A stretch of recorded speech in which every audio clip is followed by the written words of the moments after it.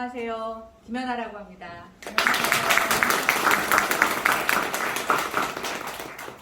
지금은 정치인이기도 하지만 저는 사실은 정치보다는 도시, 주택, 부동산 전문가로서 훨씬 더 많은 세월의 시간을 거기에 참여를 했었습니다. 그래서 요즘도 잠깐 헷갈리긴 하는데 4년 동안 정치에 물을 먹기는 했지만 그래도 아직은 도시계획과 주택부동산 전문가라는 거. 그래서 오늘은 정치인 이전에 전문가로서 이 법에 대해서 또 우리 일산이 처한 앞으로의 미래 30년에 대해서 여러분들에게 설명드리도록 하겠습니다. 자, 오늘 제가 잡은 제목은 노후 신도시 특별법이 일산과 고향의 미래다. 굉장히 중요합니다. 미래라고 하니까 막연하시지만 저는 지금이 절호의 기회라고 생각하는데 어떤 기회냐? 도약할 수 있는 기회라고 생각해요. 먼저 일기 신도시 중에서 이제 우리는 일산에 계신 분들이니까 일산만 갖고 먼저 설명을 드리겠습니다. 자, 지난 30년 어땠는지 한번 보겠습니다. 우리가 5개 신도시 중에서 일산이 인구가 제일 많습니다. 그러니까 외형적으로는 일산이 가장 많이 성장했어요. 그런데 내용적으로 보면 5개 신도시 중에서 꼴찌는 아니지만 1등은 아닙니다. 근데 사실은 5개 신도시 중에서 일산하고 비교할 만한 건 분당밖에 없어요. 평촌, 중동, 삼보는 일산하고는 처음부터 계획의 의도나 계획의 내용이 달랐습니다. 그래서 우리의 경쟁 상대는 오로지 분당이라고 할 수 있는데 분당과 비교해 봤을 때 우리는 인구는 더 컸는데 내용적으로는 굉장히 많이 분당에 비해서 지금 쇠퇴하고 있죠. 그래서 지금 어떠냐? 우리는 여전히 배드타운이라고 하는 오명을 갖고 있습니다. 그리고 좀 상징 있는 기업이 없어요. 그리고 교통과 관련돼서도 서울 중심부, 특히 강남은 굉장히 멀고요. 강북과 관련해서도 여의도나 이렇게 다이렉트로 연결하는 교통도 여전히 미흡합니다. 이 상태로 계속 가게 되면 우리는 어떻게 되냐면 끊임없이 배드타운이 됩니다. 그리고 일산의 가장 또 큰 문제는 뭐냐면 일산 위에 파주라고 하는 거대한 배드타운이 또 형성이 되고 있고 일산하고 다리만 건너면 김포라는 배드타운도 있어요. 그리고 서울의 서북부는 원래 복잡했어요. 그렇죠? 서북부 교통 안 좋은 거 되게 아시죠? 그리고 우리는 왼쪽으로는 바다예요. 갈 데가 없고 북으로도 더 이상 나갈 수가 없습니다. 그러면 사실은 전면 포위 당하는데 뻔하죠. 위에서 계속 집 지어대고 서북부 재개발 재건축하고 여기 창릉 들어서고 여기 삼성 뭐 계속 이렇게 개발하게 되면 결국 여기는 뭐냐? 이것이 더욱더 심화되면 심화됐지 답이 없어요. 근데 기회인지 위기인지 모르겠지만 30년이 지나면서 주택이 서서히 노후화되고 있고 상하수도나 밑에 땅 밑에서 우리가 관통하고 있는 여러 가지 통신망 이런 것들이 이제 슬슬 손볼 때가 왔고 그것이 정치적으로 의미를 가지면서 일기 신도시 특별법이라는 게 발의하게 됐습니다. 저는 굉장히 중요한 시기라고 보고 있어요. 이게 기회다. 마지막 기회다 정말. 여러분 우울한 얘기만 해서 죄송한데요. 일산이 갖고 있는 잠재력과 한계가 있습니다. 아까 제가 한계도 얘기했지만 그러면 잠재력이 뭔지 한번 설명해 볼까요? 원래 슬픈 얘기나 기쁜 얘기나 여러분들한테 먼저 물어보고 얘기를 했어야 되는데 제가 어떻게 얘기하다 보니까 비관스러운 얘기부터 했습니다. 자, 잠재력이 없는 게 아닙니다. 우리의 가장 약점이었던 인구 100만이라는 거, 배드타운이라는 거, 이게 잠재력이 됩니다. 지금 109만인데요. 도시계획상으로 한 120만 정도까지 될 것 같아요. 이 100만이 갖는 숫자는 내수 시장에 어느 정도 경쟁력이 있다는 거예요. 인구 100만이 받쳐준다. 그럼 이 안에서 무슨 사업을 해도 사실은 됩니다. 근데 참 이상하죠? 인구 100만이 있는데 여기에 제대로 된 기업이 없어요. 인구 100만이라고 하는 것이 잠재력이다. 제가 첫 번째 얘기했죠. 두 번째 잠재력. 교육 수준과 시민의식입니다.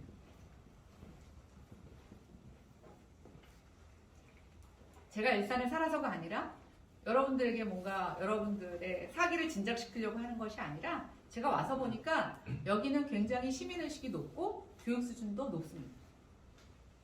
그래서 이 위기와 기회에 대해서 판단과 뭔가 도전을 할 수 있는 전 잠재력이 이제 두 가지가 있다고 보여져요. 그다음 세 번째 잠재력이 또 있습니다. 분당은요, 사실은 밑에 유휴부지가 없어요. 그런데 고양시는 유휴부지가 있어요.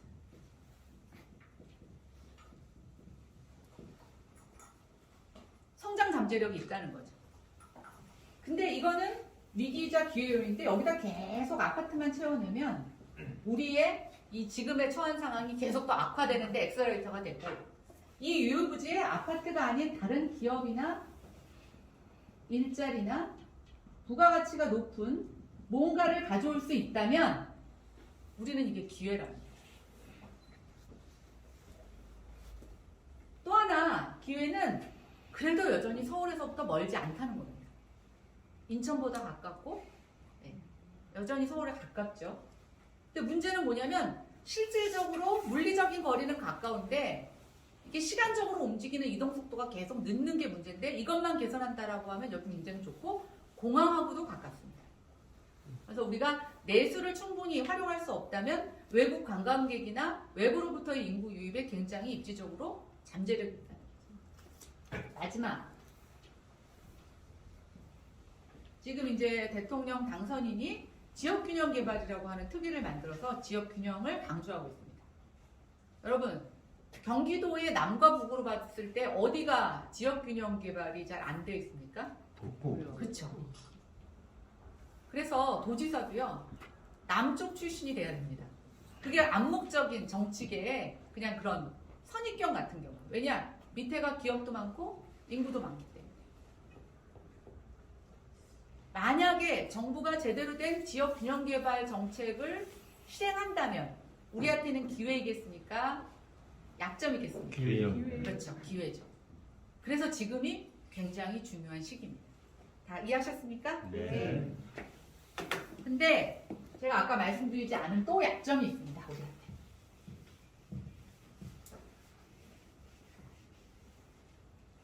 약점이 뭐냐? 한계이면서도 약점인데 우리는 너무나 소확행에 젖어 있어요. 아, 일산 사니까 서울보다 집값은 싸고 넓게 살 수 있어. 살아보니까 너무 좋아. 쇼핑 시설도 있고 뭐도 있고 물가도 싸고. 그래서 여기에 있다 보면 그냥 이 소확행에 젖어 있어. 그래서 여태까지 한 15년을 흘러왔습니다. 또 하나, 소확행에 젖어들게 된 가장 근본적인 이유는 정치인들이 공약을 내세우면서 일종의 너무 뻥 공약을 내는 거죠. 안 믿어요. 아유, 그런 거 내놓는 것보다 조그맣게 나한테 현실적인 도움이 되는 게 훨씬 좋아. 그러면서 우리는 이율배반적인 걸 하고 있습니다. 선거 때마다 큰 공약을 바라면서 그건 이루어지지 않을 거라고 반쯤 포기하고 있어요. 그래서 결국은 내 눈앞에 작은 공약에 내 표를 행사하거나 아니면 거기에 마음이 가죠. 희망 고문에 굉장히 지쳐 있어요.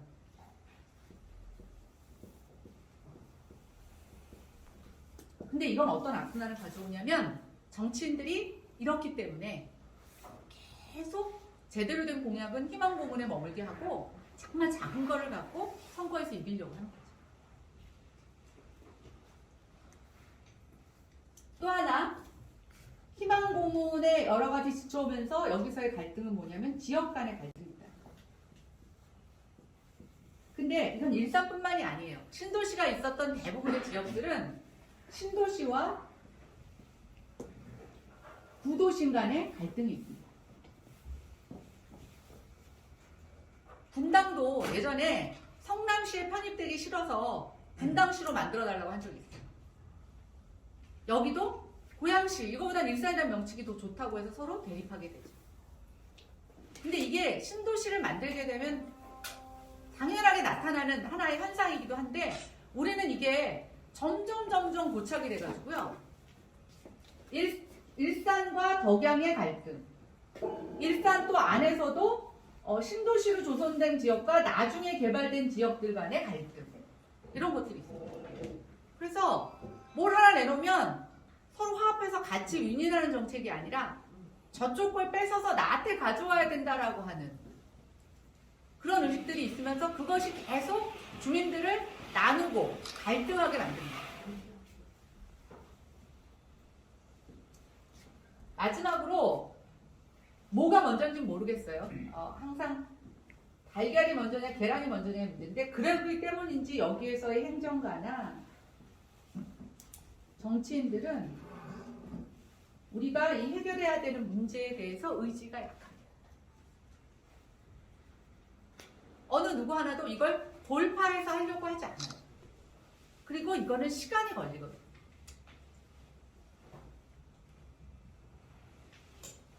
이게 약점입니다.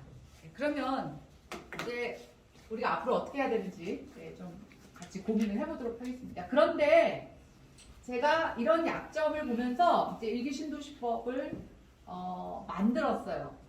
그래서 이것도 완벽하지는 않지만 어쨌든 우리가 갖고 있는 많은 한계들을 한번 돌파해보자 하는 취지에서 만들게 되었습니다.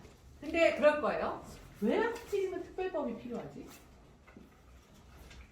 아직 많은 사람들이 특별법의 필요성에 대해서 모릅니다. 왜냐? 재개발, 재건축, 리모델링이 우리의 당면한 문제라고 생각을 하지 않기 때문이에요. 일산에 일부 아파트들은요, 아직도 리모델링이나 재건축이 필요하지 않은 단지들도 있어요. 관리를 잘했기 때문에. 그런데 지금 일부 단지에서 리모델링을 추진하고 있죠? 분당은 일산보다 조금 더 빨리 시작을 했습니다. 추진력도 되게 좋아요. 그러더니 이번 대선을 지나면서 분당은 재건축으로 빠르게 돌아서고 있어요. 근데 이유가 있습니다. 리모델링이 너무 지지부진하고 사람을 지치게 해요.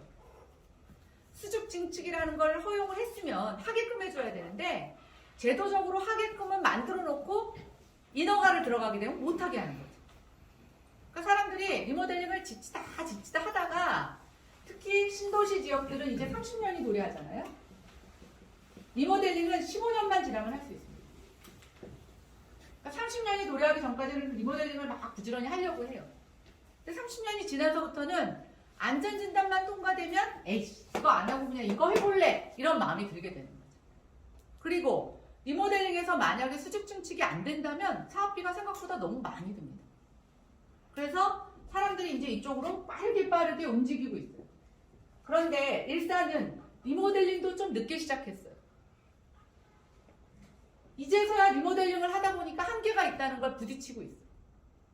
특히 분당보다 일산은 아직 고양시 자체에서 리모델링에 대한 행정적 기반이 마련되어 있지 않다 보니까 주민들이 뭔가 문의를 하게 되면 되게 소극적으로 대답을 합니다. 그리고 지금이 시기적으로 되게 안 좋은 시기인데 왜 그러냐? 대선이 끝났고 정권 교체 2학기죠. 지방선거가 남아있죠. 공무원들이 책임질 일을 안 하려고 해요. 뭘 물어보면 보수적으로만 답해요. 주로 안 되는 쪽으로. 왜냐? 이거 해줬다가 책임이 나한테 나중에 떨어지면 안 되니까 크게 책임질 일을 만들고 싶지 않은 겁니다. 지금 우리가 대선 전에 여기 주협에서 리모델링을 한창 시작을 했는데 뭐 담당자가 바뀌었다고 그러고 보수적으로 해석을 해주니까 지금 생각보다 가던 것이 다 멈춰서 상황입니다. 이해하시겠죠? 네. 그래서 지금 좀 어려운 국면에 처해 있어요. 그래서 저도 기존 법으로 뭔가 할 수 있는 방법을 이제 고민을 했는데 그렇다면 재건축은 용이하냐? 그렇지 않습니다. 재건축의 첫 번째 걸림돌은 안전진단이죠.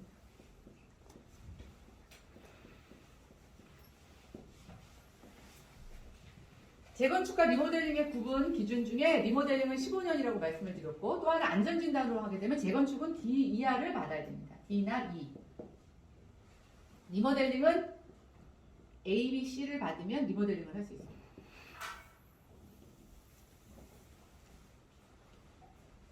일단 구조적으로 문제가 없으면 30년이 지나도 리모델링을 할 수 있어요.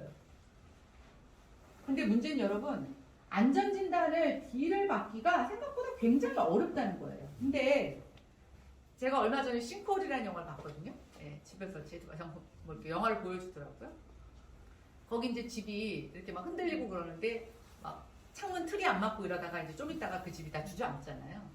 자, 만약에 구조진단을 해서 문제가 있다고 우리가 판단을 받았어요. 그러면 빨리 뭔가 해야 되겠죠. 근데 안전진단을 받고요. 재건축 착공하기까지 시간이 얼마나 걸리는지 아십니까? 네. 7년에서 10년이거든요. 너무 우습지 않습니까? 네. 구조적으로 심각하다는데 그때서부터 7년 동안 사업이 늦어지기도 하고 10년이 넘기는 경우도 있어요. 이건 말이 안 되는 거예요. 사실은 구조적으로 문제가 있다고 판단이 될 정도에서 사업을 해야 된다고 하면 다른 모든 인허가 조건을 신속하게 해결해 줘야죠. 근데 안전진단을 D를 받고도 우리가 7년이나 10년을 버틸 수 있다는 얘기는 이거는 시급하다는 것으로 판가름하는 기준으로서는 이미 적합하지 않다는 겁니다. 그렇죠? 근데 그동안은 안전진단을 왜 이렇게 강화했냐? 못하게 하려고 한 거예요. 못하게. 왜냐? 재건축만 한다고 하면 집값이 오르니까 재건축을 못하게 하기 위해서 안전진단을 이 핑계 저 핑계 대고 못하게 한 거죠. 지금 정치권이나 뭐 새로 인수위 쪽에서 나오고 있는 대안은 뭐냐면 35년만 지나면 안전진단을 아예 하지 말자. 대신 노후도라든가 주변의 생활환경 이런 것들에 문제가 있는지를 보는 걸로 하자까지 갖고 있습니다. 그래서 어쨌든 안전진단 기준은 지금보다 훨씬 더 완화될 거예요. 그리고 다행히 안전진단은 법 개정 사항이 아닙니다. 지금 여러분들 걱정하시죠? 윤석열 정부가 들어섰는데 여소야대이기 때문에 야당이 반대하면 법 통과 아무것도 못하지 않느냐. 그런데 쉽게 풀 수 있는 게 두 가지가 있습니다. 하나는 안전진단은 시행령으로 할 수 있어요. 또 하나 이거 말고 여기와 관계없는데 쉽게 풀 수 있는 게 뭔지 아십니까? 조정지역 해제하는 거. 네. 이것도 법사항이 아닙니다. 지자체장이 중앙정부에 건의하면 조정지역도 해제할 수 있어요. 좀 희망이 보이십니까? 네. 그래서 어쨌든 안전진단은 쉬워졌어요. 그런데 안전진단을 통과하면서부터도 여러 가지 걸림돌이 있습니다. 그게 이제 여러 가지 우리 언론에 나오는 재건축 초과이익 환수제, 그렇죠? 제초제, 분양가 상한제, 또 임대주택을 짓는 거라든가 뭐 이런 등등등등 여러 가지 걸림돌이 굉장히 많아요. 근데 여러분 이거는 정말 아무것도 아니에요. 이것보다 더 근본적인 문제가 있습니다. 뭐냐? 일기 신도시나 신도시들은 신도시를 지을 때 LH가 택지개발 지침이라는 걸 통해서 여기 도시 설계 무슨 이렇게 계획, 일종의 지구 단위 계획에 준하는 설계 지침 같들을 만들게 돼 있는데 신도시를 만들 때 신도시의 본래의 취지에 맞도록 이것을 15년이나 20년쯤 용도 변경을 못하게 했어요. 용적률도 상승 못하게 시키고 건폐율도 조정 못하게 시켜놨어요. 그럼 우리는 그렇죠? 우리는 15년 지났잖아요? 20년도 지났잖아요? 예, 지났죠. 그러면 지났을 때 고양시에서 지구단위 계획이든 아니면 이 도시 공간환경 정비 기본 계획이든 그것을 풀 수 있는 근거 조항을 만들어 놔야 되는데 아무것도 안 해요. 그럼 뭐냐? 요번에 리모델링 조합이 왜 설립 인가를 못 받았는지 아십니까? 원래 리모델링 조합은요, 과거에는 시공사를 먼저 선정해서 갈 수 있었어요. 네. 그리고 사업 인허가를 나중에 받습니다. 근데 지금은 시공사 선정을 좀 뒤로 미루다 보니까 어느 정도 밑그림을 갖고 가져가야지만 조합 설립 인가를 해주는데 지금 밑그림으로 내려다 보니까 지금 용적률 하에서는 리모델링도 할 수 없다는 거예요. 이미 여기는 용적률을 다 꽉꽉 차서 다 자기가 활용을 하고 있다는 거죠. 물론 얼마 전에 고양시 조례에서 용적률을 좀 리모델링 사업에 한해서 풀겠다고 약속했지만 지구단위 계획 변경을 하지 않으면 담당 공무원이 나중에 문책을 당할 수 있을 거라고 판단했는지 이걸 보수적으로 해석하기 시작을 했어요. 자, 그럼 지구단위 계획은 어떻게 수립하느냐? 용역 발주를 해야 돼요. 용역 발주를 해서 용역회사가 여러 가지 조사를 합니다. 그리고 공청회를 하고 확정을 짓는데 이거는 경기도에서 도시계획 심의를 받아야 돼요. 자, 얼마나 걸릴까요, 대충? 빨라야 2년. 그러면 늦어지면 3년.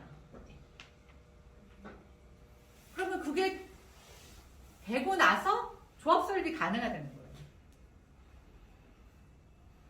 갑자기 막 절망이 되시죠? 이거 언제 하나? 예. 이게 5개 신도시의 공이 나타나는 공통점이에요. 근데 여태까지 한 번도 1기 신도시가 재정비가 될 거라고 아무도 미리 예측 못한 거죠. 그리고 여기는 개발할 땅이 계속 많았으니까 여기 좀 노후가 되면 옆에다 개발하지 이렇게 생각을 했던 거예요. 근데 이게 지금 딱 도래를 한 거죠. 그래서 이제 이게 모든 것의 숙제인데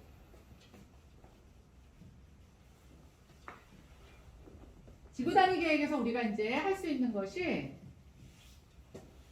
용도를 변경할 수 있습니다. 지구단위 계획에서 용적률도 높일 수 있어요. 건폐율도 조금 조정할 수 있어요. 근데 지구단위 계획에서 용적률을 높이거나 용도 변경할 때 조건이 있습니다. 반드시 공공기여가 있어야 돼요. 그냥 해주지 않아요. 용적률 상향이라는 게. 그럼 공공기여라는 게 뭘까요? 도로를 내놓거나 공원을 내놓거나 이제 이렇게 되는 거죠. 그럼 여러분도 어떻게 되냐면 지구단위 계획에서 용도를 변경을 했는데 이걸 내놓고 나면 우리의 사업성이 다 지금의 계산한 거하고는 달라지는 거예요. 떨어지지. 네. 그럼 이제 복잡해지죠. 이거 언제 바뀌지? 그런데 과연 일산에서 재건축을 할 때 사업성이 나올까? 얼마나 용도 변경이라는 건 제3종 지구는 준주거 지역으로 바꿔야 되고 2종은 3종으로 바꿔야 되는데 그렇게 바꿨을 때 우리가 사업성이 얼마나 나올까? 사실은 아직은 아무도 몰라요. 그런데 재건축 초과이익 환수제도 있고 분양가 상한제도 있고 임대주택도 져야 되는데 용도 변경에 따라서 또 공공기여를 해야 한다면 사실은 한번 좀 고민해 봐야죠. 그쵸? 중첩되는 거는 없는지. 그 복잡해요. 그래서 제가 고민을 했어요. 그리고 재건축 재개발 사업에서 공공기여는 주로 단지 내나 단지 밖에 인근에만 할 수 있습니다. 왜냐하면 일반 지구단위 계획을 해서 도시재정비법에 의한 재개발 재건축 사업을 하는 것은 사업 단위가 단지예요. 그럼 아파트 단지를 이렇게 개발하게 되면 기껏 해봐야 주변에 조금 도로 이렇게 내놓는 거 빼놓고는 안에 편의시설을 짓는 거지 옆에 광역교통망의 문제는 재개발 재건축으로 해결되지 않아요. 그러면 일산에 아파트 단지 안에 뭐가 부족한 거는 해결되겠지만 주변에 뭐 같이 주차장을 만든다거나 도로를 넓히는 문제는 이거 갖고 해결이 안 되는 거죠. 그냥 이대로만 사업이 진행이 되면 그냥 단지 안끼리만 서로 좋아지는 건데 나중에 합쳐보면 학교가 안 생길 수도 있고 뭐 공공은 이런 거 확보 못할 수도 있는 거예요. 또 우리가 지금 여러 가지로 고민하는 지하철 3호선 연장이라든가 급행화라든가 뭐 우리 강변북로 문제하는 거 이런 것들이 하나도 해결할 수 없는 거죠. 그래서 제가 생각했어요. 기존 법으로는 도저히 안 된다. 특별법이 필요하다. 공감하십니까? 네. 특별법이 필요합니다.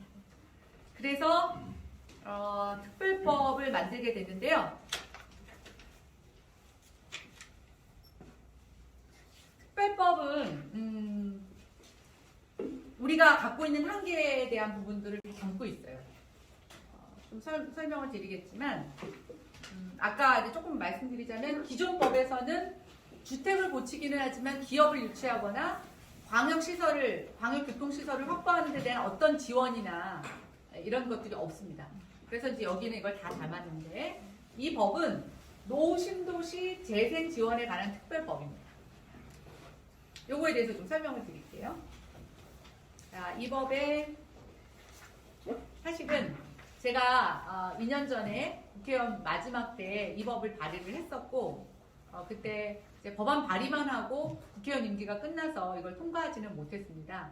근데 이제 이번에 송석준 의원이 3월 2일날 다시 재발의를 하셨는데 그때의 법 테두리 안에 윤석열 후보의 공약을 몇 개 넣었어요. 그래서 큰 틀은 제가 만들었던 법과 거의 동일하다는 걸 말씀드리고 여기서의 이 법의 목적이 있어요. 목적은 낙후된 1, 2기 신도시. 그러니까 1기뿐만이 아니라 2기 신도시도 하고 있습니다. 왜냐? 2기 신도시도 조만간 30년이 도래하니까 미리 준비하는 거죠. 2기 신도시는 좋겠다. 1기 신도시 때문에 무임승차 할 수 있잖아요. 그렇죠? 네. 그래서 1, 2기 신도시에 지역의 경제를 진흥시키고 기업 유치 및 광역교통망 구축, 자족 기능을 갖추도록 하고 자금 부담 능력이 부족한 고령 가구에게 재정비 기간 중 이주할 주택을 제공하며 세입자들이 재정착할 수 있도록 일반 분양분에 대한 우선 청약권, 임대주택 입주기회, 이준 전용 단지를 만들어 재정비 과정에서 이사 수요가 한꺼번에 쏟아져 집값이 들썩이거나 주민들이 불편을 겪지 않도록 하는 등 지역 간의 균형 있는 발전과 주민 생활 향상을 도모하고자 한다라고 되어 있습니다. 좋은 얘기는 다 갖다 썼죠. 네. 그리고 재밌는 게 여기서는 국가와 지방자치단체가 노신도시 재생사업에 대해서 상호 협력하고 재원이 반영되도록 노력하는 것을 책무로 하고 있어요. 즉 얘기는 뭐냐면 지자체도 이 신도시 재생사업에 있어서 어느 정도 자금을 확보해야 되고 중앙정부도 이거를 도와야 되는 의무를 두고 있다는 거죠. 또 하나 재미있는 건 국토교통부 장관하고 산업통상자원부 장관과 협의하여 노신도시의 기업 유치, 기반시설 확충을 위해 시도지사의 신청을 받아 노신도시 재생 지역 진흥지구를 지정할 수 있도록 하고 있고 특별위원회를 두도록 되어 있는데 주로 그 특별위원회 위원장은 국토교통부 장관으로 두고 있습니다. 왜 이 법을 만들었냐면요. 여러분 장관하고 시장하고 정당이 다를 수가 있죠. 네. 물론 같은 정당일 때도 안 되는 건 있지만 제가 이거 한 건 이거는 시장의 의지도 되게 중요하지만 뭐 시장들 따라서 시에 뭐 재원이 좀 부족한데거나 뭐 전문적인 행정 능력이 잘 구비가 안 되면 어려움이 있을 수가 있어서 그러면 중앙정부가 주도적으로 할 수 있게끔 국토부 장관에게 조금 더 힘을 실어준 겁니다. 이렇게 하시면 되고요. 그다음에 이제 국토부 장관이 기본계획을 수립하게 되는데 여기서의 특례가 몇 가지 있습니다.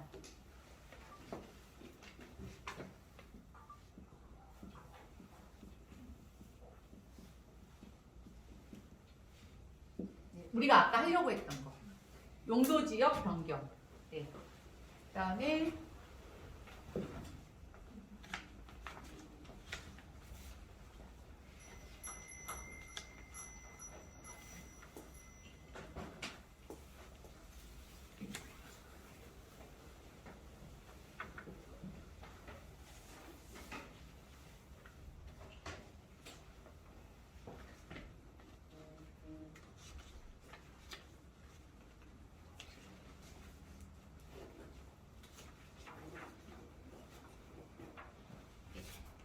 건축 규제의 완화 등에 관한 특례사항이 법 16조에 있는데 용도지역을 변경하는 내용을 수립하도록 되어 있어요.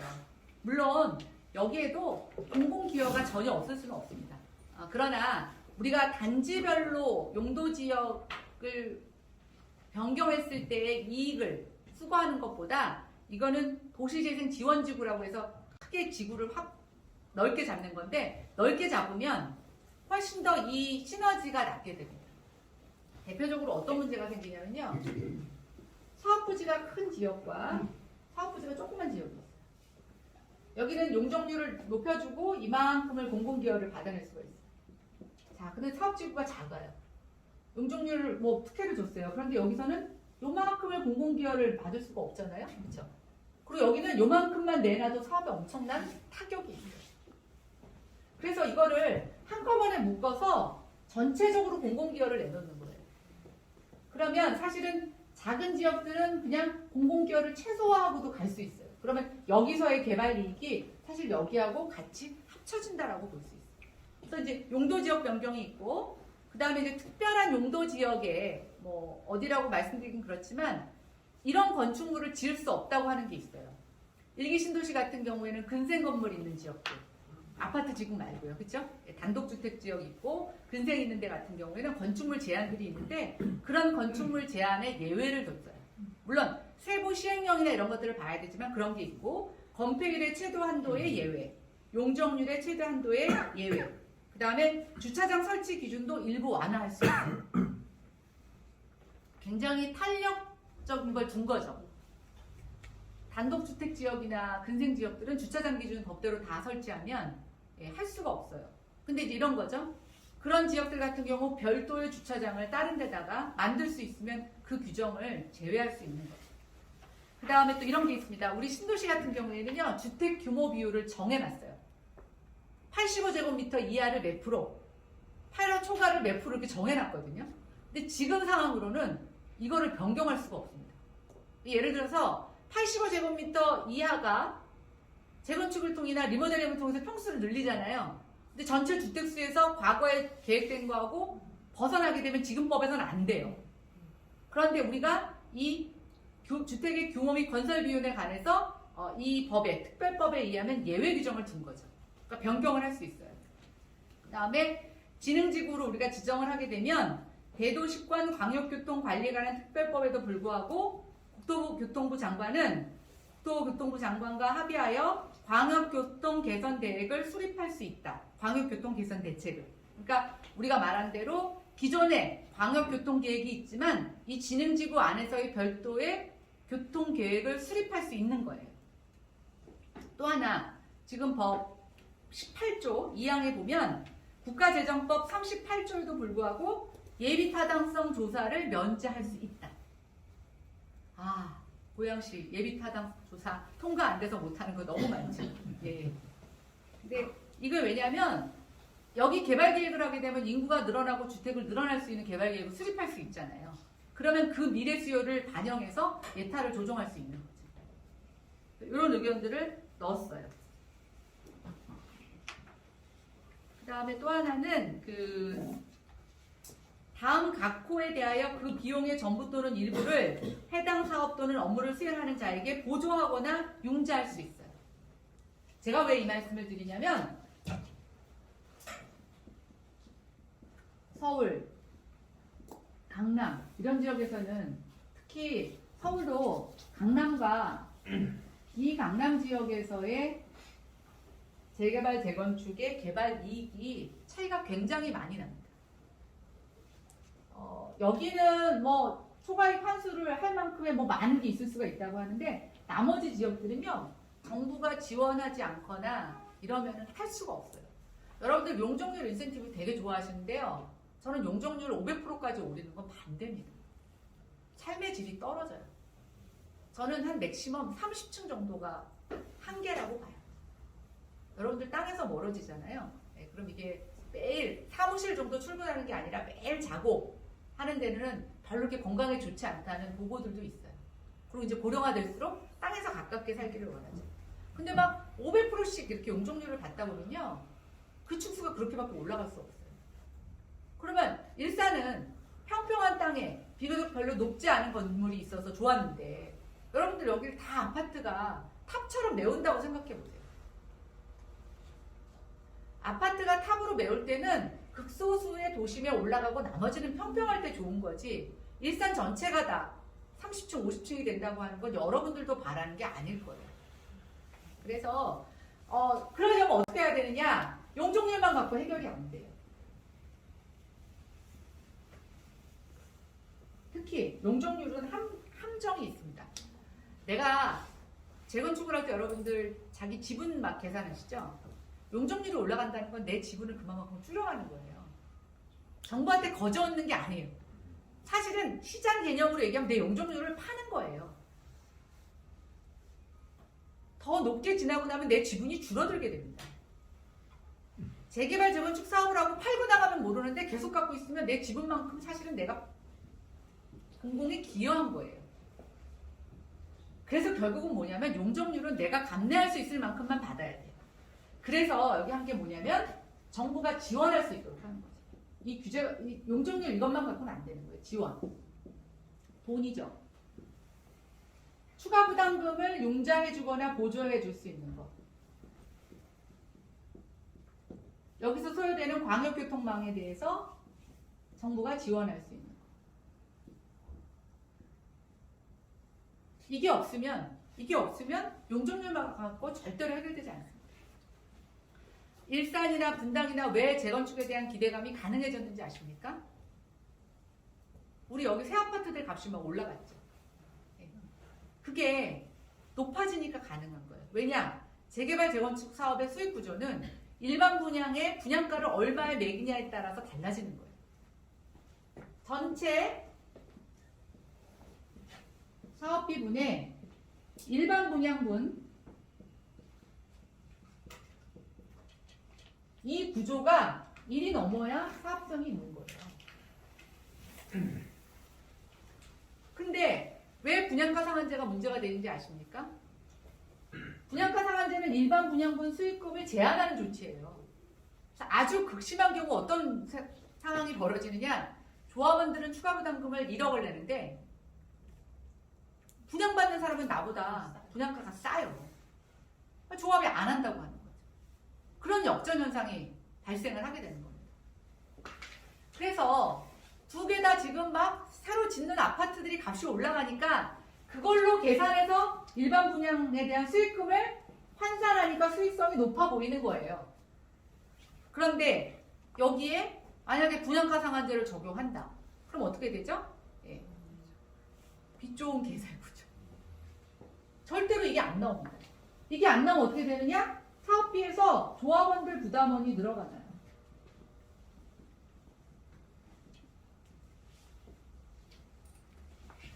그래서 서울에서는 극심한 현상이 뭐까지 일어났냐면요. 1:1 재건축입니다. 일반 분양물을 안 만들어내요. 그러니까 아주 극한의 상황이 리모델링이죠. 예. 한동안 그랬었어요. 그래서 저는 일기 신도시의 경우에는 반드시 정부의 지원이 필요해요. 그리고 이제 어느 정도 사업이 진행이 돼서 이제 우리가 이주를 한다고 했을 때 또 당면하게 되는 게 뭐냐면 이주비예요. 그다음에 세입자 문제. 제가 이전에도 말씀드렸지만 재개발 재건축 사업은 속도가 굉장히 중요해요. 속도라는 건 결국 사업기간이거든요. 사업기간이 왜 중요하냐? 사업기간이 늘어나면요. 금융비용이 엄청나게 늘어납니다. 조합장 월급도 더 많이 줘야 돼요. 더 오래 줘야 되잖아요.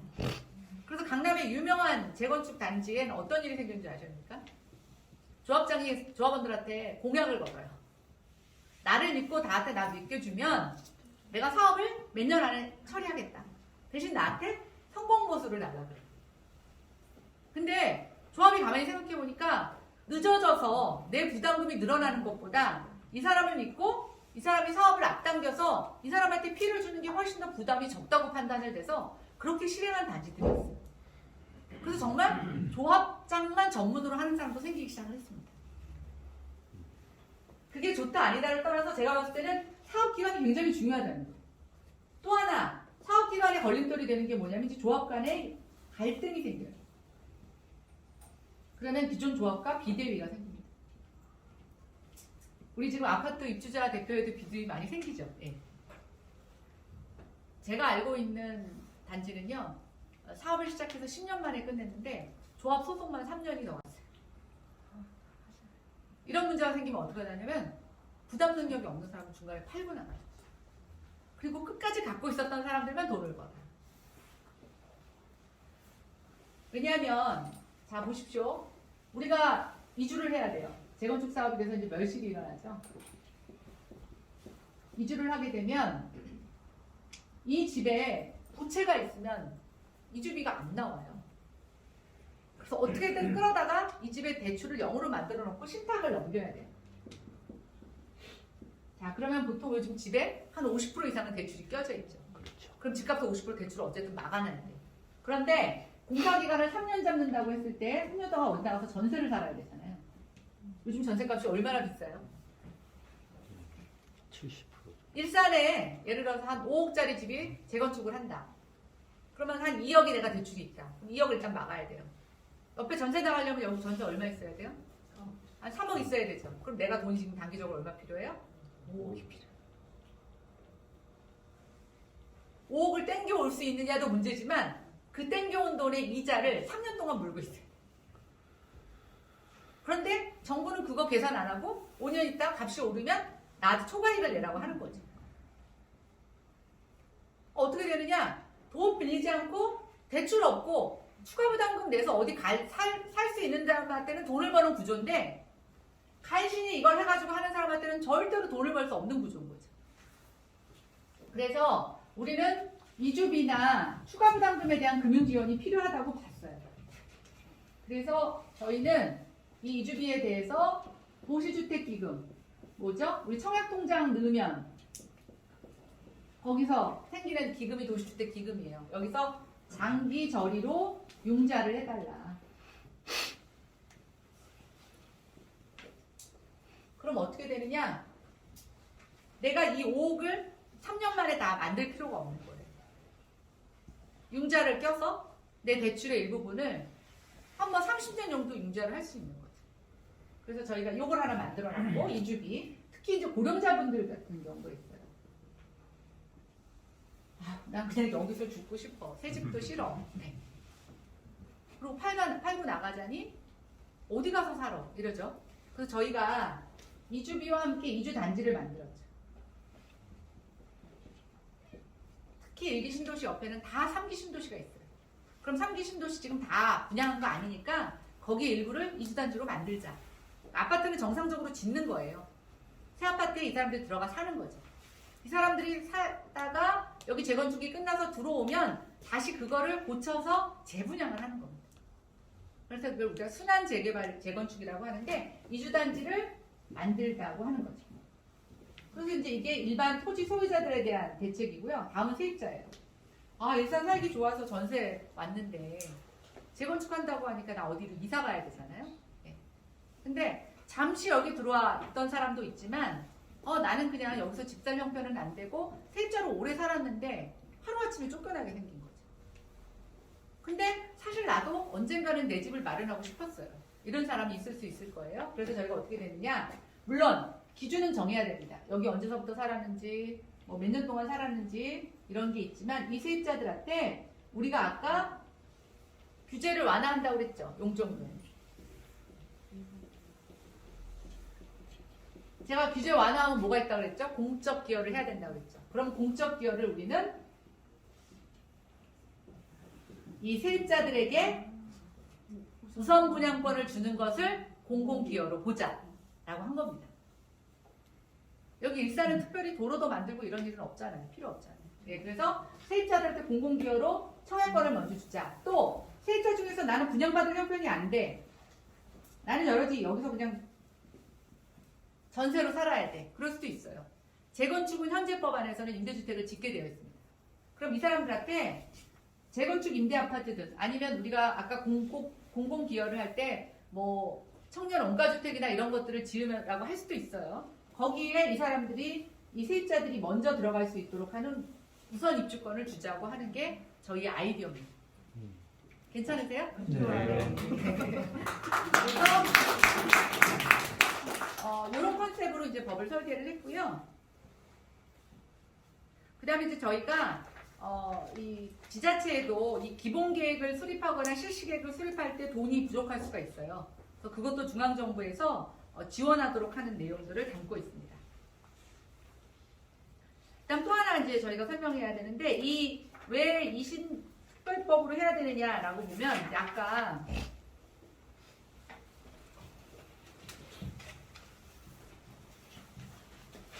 자, 우리한테 부족한 게 뭐? 일상과 고양시에 부족한 게 뭐? 그렇죠. 기업이죠. 기업. 여러분들하고 저하고 강의 케미가 잘 맞는데요. 네. 근데 기업이 그냥 오나요? 그렇죠. 그렇죠. 혜택을 줘야 되죠. 네. 그래서 법인세, 재산세,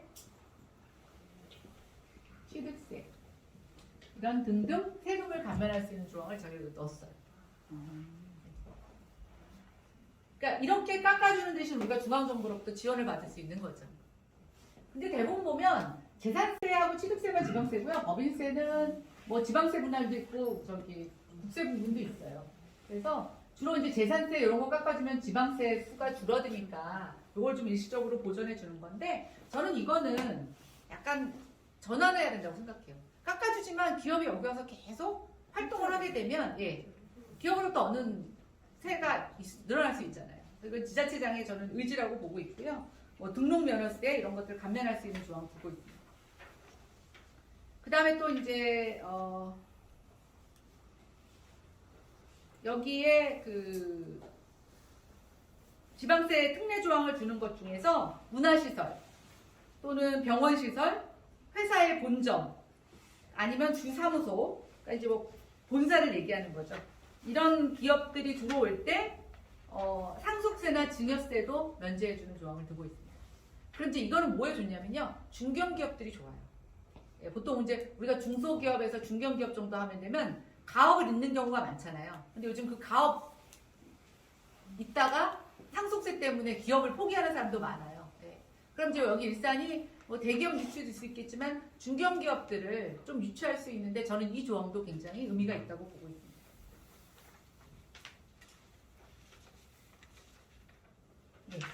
일단 이 정도가 저희 법에서 말씀드리는 특별법의 내용이에요. 앞서 말씀드린 것처럼 저는 이제 고양과 일산은 별개가 아닙니다. 그렇죠?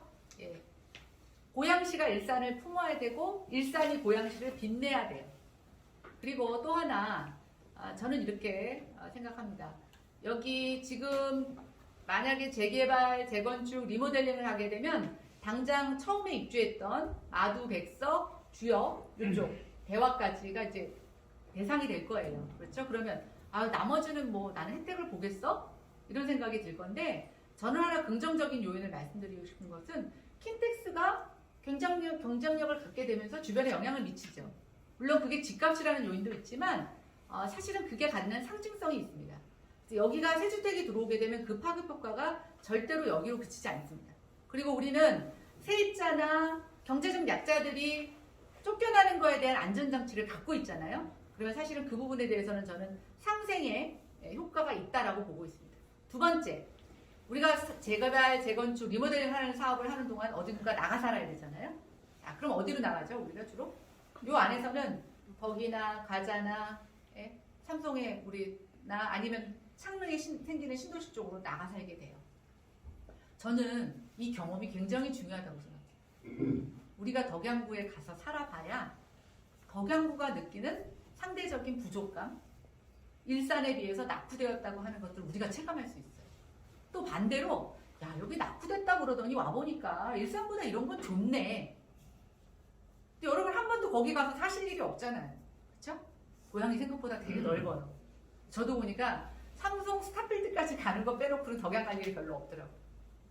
근데 이렇게 우리가 신도시 재생을 통해서 서로 지역 간에 막 이동해서 살게 되면 저는 지역 간에 교류가 일어나게 됩니다.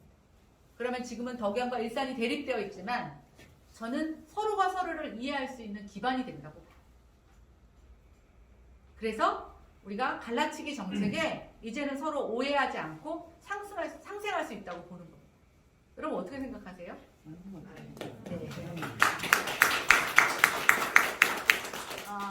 우리 고이면 썩는다는 얘기가 있습니다. 그리고 우리가 오늘 이제 윤석열 후보가 용산으로 집무실을 옮긴다고 얘기를 하는데 많은 찬반이 있어요. 찬반도 있고 저도 문제점도 있고 긍정적인 효과도 있다고 보고 있습니다.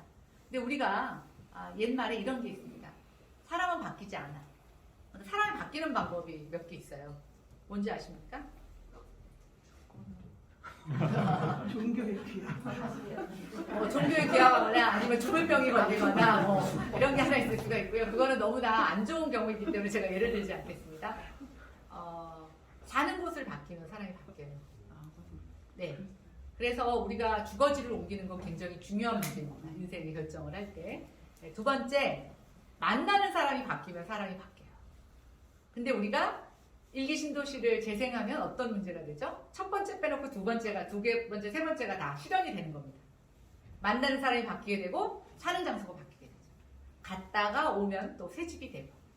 그래서 저는 일산이 새롭게 앞으로의 30년을 바꿀 수 있는 절호의 기회가 오고 있고 그 기회에 부스터샷, 엑셀레이터 역할을 할 수 있는 게 일기신도시 특별법이다 이렇게 생각이 됩니다.